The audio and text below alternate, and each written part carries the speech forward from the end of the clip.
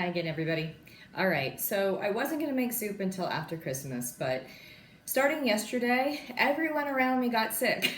So remember what I was telling you about the bone broth, how it's an immunity booster. So I'm going to put some faith in that, and I'm actually going to make some soups, and I'm going to make myself eat them over the next couple days to try to keep this weird bug that everyone around me has at bay.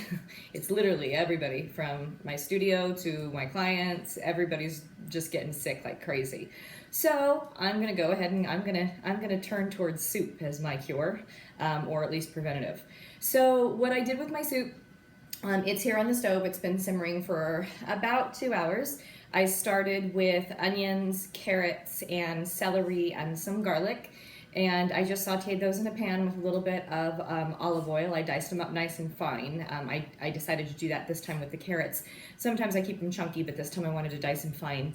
In addition to that, I just use what I have in the refrigerator. So for today, I had broccoli, green beans, and spinach. So I threw a bunch of that in there. It's going to be a very green soup, but that's okay. So I threw all of that in there, and I've just let it been simmering in my bone broth that I made the other day. And here's one of the jars that I canned. And I literally just dumped it all in there and then let it simmer for about an hour and a half. I salt, pepper, things like that, but you can just kind of season it to taste. I don't really do anything by a recipe when it comes to soup. Everybody's flavors are different, so you throw it all together and then basically you add what you need to. That's the best way to describe it. And the vegetables that I use are literally whatever is in my refrigerator. Oftentimes this time of the year I'll put sweet potatoes in there, or cauliflower, or anything along those lines, kale, anything. You just throw it all in there. Sometimes I add fresh tomatoes, which adds a little bit of a sweetness to it, and I let those simmer down. Sometimes I don't. It just depends on kind of where I'm at. Today I just wanted to keep it simple. I wanted to have it in order for me to eat it for lunch today, so just threw in what I had. Now, there's one secret. I say that I don't follow recipes, and I don't for anything, actually. But the secret that I have to soup is that I make a full pot of it and I leave it simmering and everything like that until the vegetables are just a little soft. Then, once they're soft enough, I actually use my blender. And what I do, sorry, blender's kind of jacked up, kind of need a new one. Well, maybe Santa will bring me one.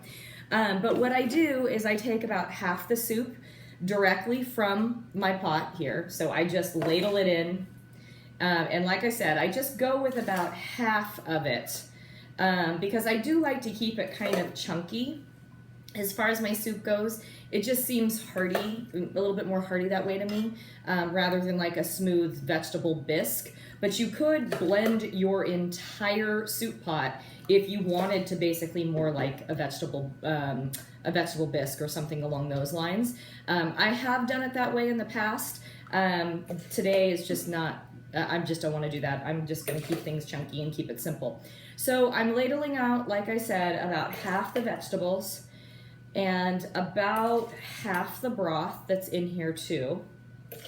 Because what I'm going to do is I'm going to puree that. And the reason why I do this is it basically makes a very thick stock in a way, but you have all the nutrients of all of the vegetables that you've cooked still left inside. So I'm going to put it on my blender. And nothing special about doing this. Gonna be loud for a minute.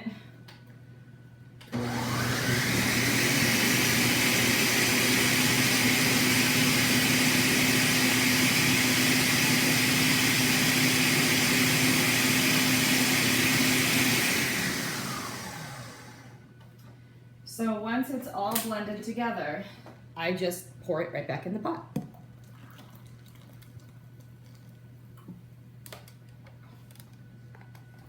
And that will thicken my soup for me a little bit, kind of give it a little bit more texture to it as well, and creates a really nice flavor combination on top of it all.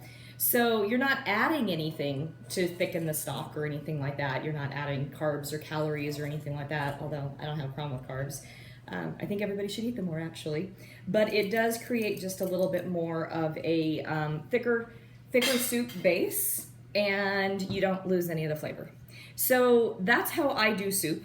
Now, my daughter loves my butternut squash soup, and so I think a little bit later this afternoon, I have one baking right now, and I think a little bit later this afternoon, I'll go ahead and do another video specifically on butternut squash soup because it's super easy. Most people just don't realize how simple it is, and they look at that vegetable with a hard shell and they don't even know what to do with it. So I'm going to show you an easy way to make soup. But for now, that's how I made my vegetable soup that has a chicken bone broth. So you can also do that with just plain old vegetable stock if you're vegetarian, and you can easily do it that way as well. This is totally vegan, totally gluten-free. You can, make it however you want to. That's the good thing about soup.